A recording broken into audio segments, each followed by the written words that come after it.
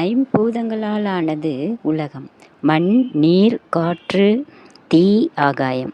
ஐம்பூதங்களால் ஆன உலகத்தை ஐம்பொறிகளால் அனுபவிக்கிறோம். மெய், வாய், கண், மூக்கு, செவி. இந்த 5 பூதஸ்தலங்களாக திகழ்வது திருவாரூர், திருவானைக்கா, திருவண்ணாமலை, திருக்காலத்தி, தில்லை. 5மே தமிழ்நாட்டில்தான் உள்ளன.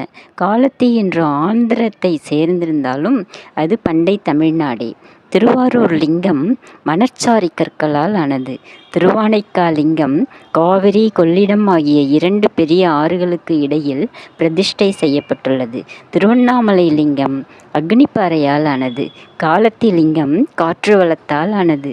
மூலஸ்தானத்தில் விளக்குகள் மென்காற்றால் அசையும். தில்லையில் ஆகாய லிங்கம்.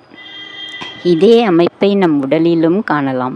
பாதம் முதல் முழங்கால் வரை திருவாரூர், முழங்காலிலிருந்து இடை வரை திருவானைக்கா, இடையிலிருந்து மார்பு வரை திருவண்ணாமலை, மார்பிலிருந்து புருவ மத்தி வரை திருக்காலத்தி, புருவ மத்தியிலிருந்து உச்சி வரை தில்லை.